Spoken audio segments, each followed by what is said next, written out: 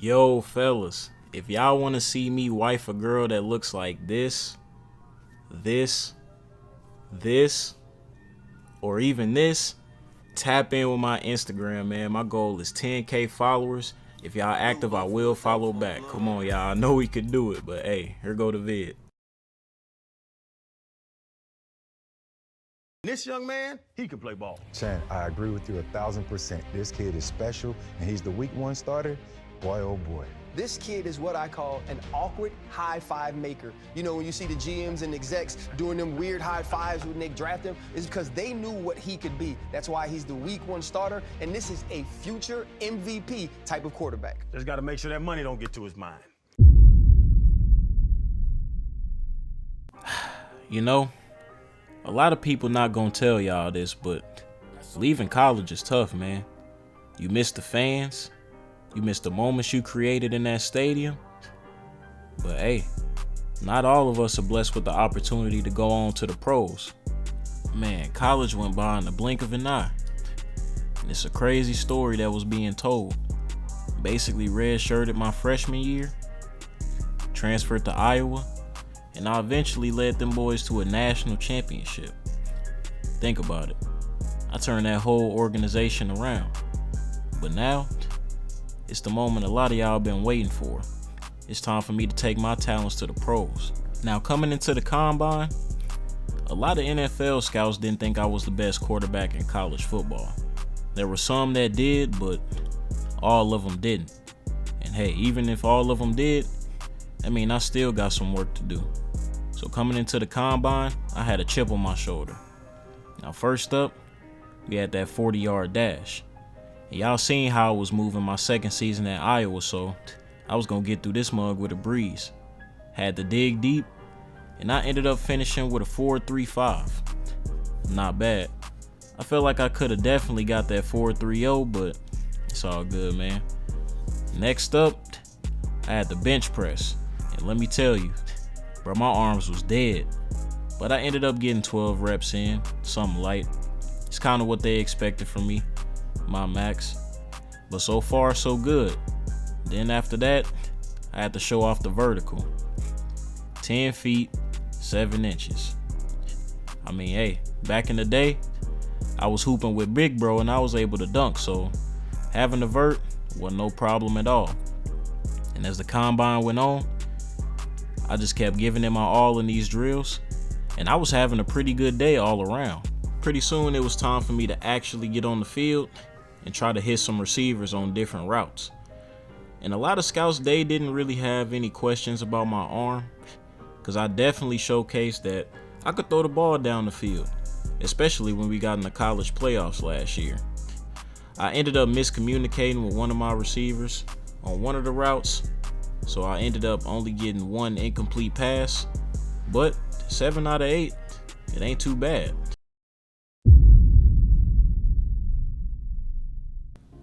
And before you know it, the NFL commissioner was up at the podium calling my name. And with the 12th pick, I was going to the Broncos.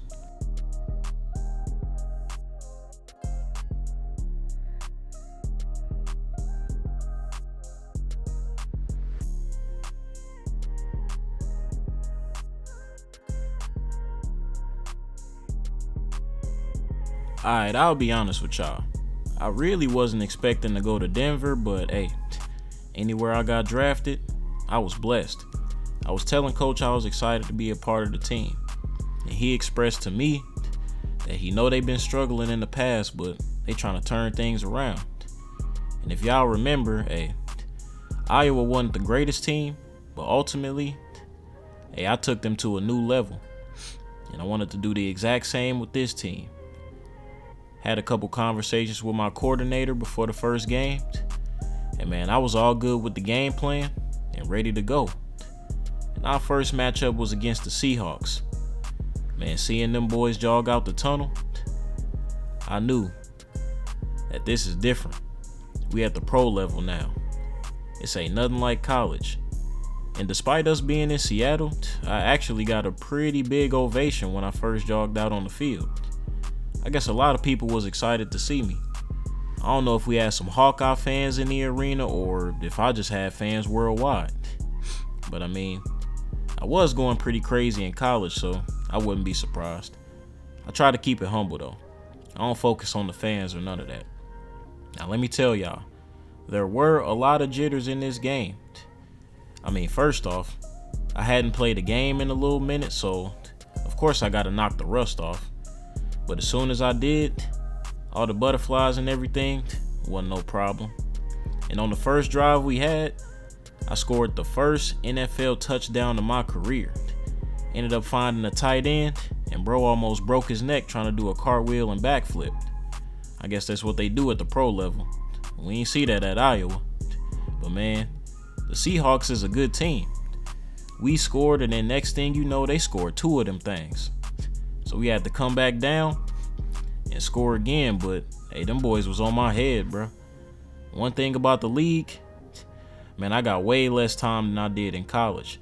And sometimes in college, I felt like I ain't even have enough time. So just imagine that. But listen, man, I'm gonna be honest. His team had a lot of work to do. I mean, the Seahawks is alright, but they ain't no elite team like the Chiefs, Ravens, or 49ers. We eventually found ourselves back in the red zone. And on this play, I threw a crazy dot to my boy Cortland Sutton. And man, I had the second touchdown of my young NFL career. I really thought I was balling, but hey man, it wasn't enough. We was gonna end up losing this game 14-24 and starting off the season 0-1. I mean, I ain't even cracked 200 yards, but I had 2 touchdowns, and I felt like that was a pretty smooth performance for a first game. Next up, we had a home opener versus the Pittsburgh Robbers, and right out the gate, the running back got absolutely blasted. That boy fumbled in the first quarter, and I was like, Jesus Christ, man. The only thing that was on my mind this game was to get the dub. I was still reminiscing on that Seahawks game. I wanted to start off the season 1-0, but hey, like I said, this team got some work to do. And man, they had that boy TJ Watt, had me running all over the place. But y'all know I got that speed, so when it come down to it, I can get out that pocket and scramble if need be. And that's exactly what I did. I was making some throws on the run this game, really just showcasing all my talent. I wanted to show scouts that I'm not just a runner, but if I need to, I can do it. And speaking of running, I had the 3rd touchdown in my NFL career, and it just so happened to be a rushing touchdown. I was being real slippery this game, finding holes in the defense, and just making things happen. But let me tell you, that defense is definitely serious. Them boys was up on us 17-10 in the 3rd quarter. And once again, we found ourselves climbing from a deficit. But things were starting to click. It felt a lot different from that first game. I ain't gonna say I was completely used to the pros, but I felt a little bit more comfortable. At the end of the day, we just playing ball. And my receivers, they was making some crazy catches, man. I'm telling you. My boy Reynolds, hey man, I threw that mug up. I ain't even know if he was gonna catch it or not, but hey, he basically dunked on Buddy. 2 people, really. Grabbed that thing with one hand.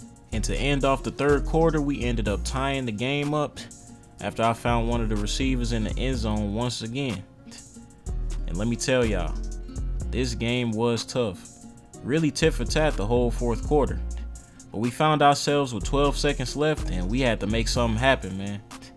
And on this last play of the game, bro, I barely got to hike the ball. We literally had 1 second left, and nobody was open. So your boy just scrambled, and next thing you know, I ran in for the game-winning touchdown, man, to give us our first dub. And Mike Tomlin couldn't believe it. That boy was looking at me crazy. But man, it was the home opener. I wanted to do everything I could to help us win this game. We won that thing by 3 points. Justin Fields was sick. I was over 200 yards. And I had 3 touchdowns on the day. Hey man, talk about a comeback game after that loss. We had to keep it up though. Our next game, we would travel down to Tampa to go against the Succaneers. And let me tell you, hey, we was fired up for this game. Coming off a game-winning dub, Hey man, we wanted to dominate, but the running back got absolutely blasted once again. That was back-to-back games where bro fumbled. And I was iffy on, handing him the ball again, but hey, I had to put my trust in him, bro. I was just a rookie. I couldn't say nothing. But bro, 2 fumble games back-to-back, you got to get it together, bro. But me and my boy Cortland Sutton was starting to click. I mean, he was wide receiver 1 when we got here, and I could see why. A lot of the times, he was always open. Bro was doing his thing. And he was telling me to look for him. And granted, whenever I did, hey, it led to big completions. We was moving down the field with no problem this game. And with the game tied 7-7, ran that thing in for another 7. And that would give us the lead. We just had to keep it going, and we was going to walk out of here with a dub, no problem. But, of course, Tampa is a tough team. Them boys tied the thing up 14-14, and we had some more work to do. Now, let me tell you, between me and y'all, hey, my arm was starting to feel terrible. I mean, I was slinging the rock, plus these dudes at the pros don't be playing no games, bruh. They was trying to light me up. Everybody was trying to give me that welcome to the NFL moment. I wasn't trying to let it happen. I was avoiding it at any means possible. But on a side note, to be honest, there was definitely some room for improvement in my game. I mean, on that previous play, I could have had a touchdown if I just threw it a bit earlier, but luckily, the running back was able to redeem himself and drive in for the touchdown itself.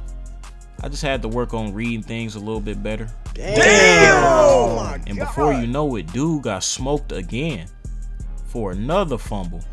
I had to look at the coach to make sure he saw that, because, man, this was getting crazy.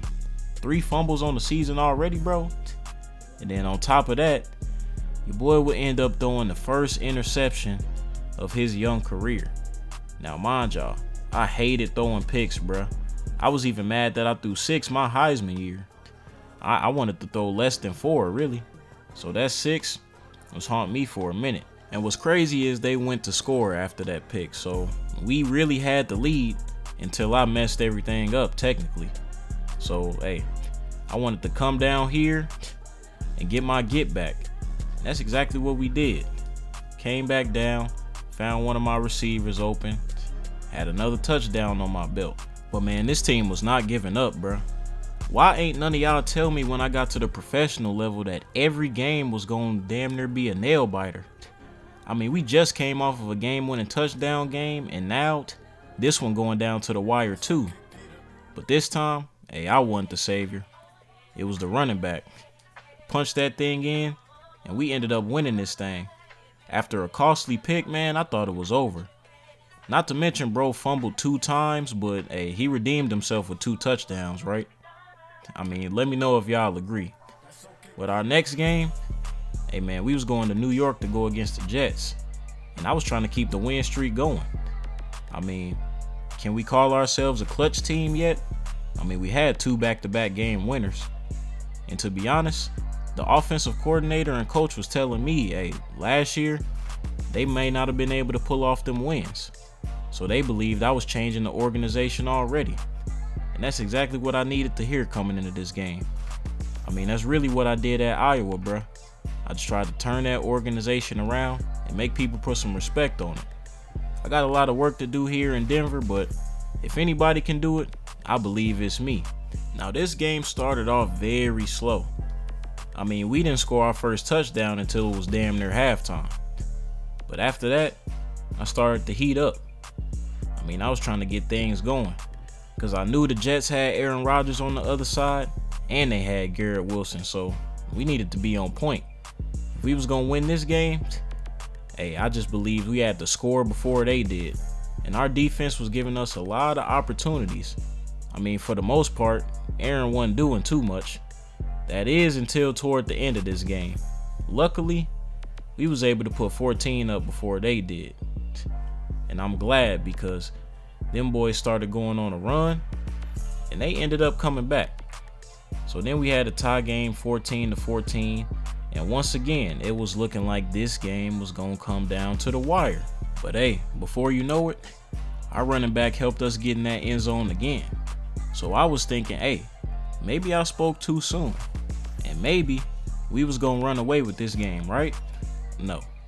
They came down on the other end and scored right after that.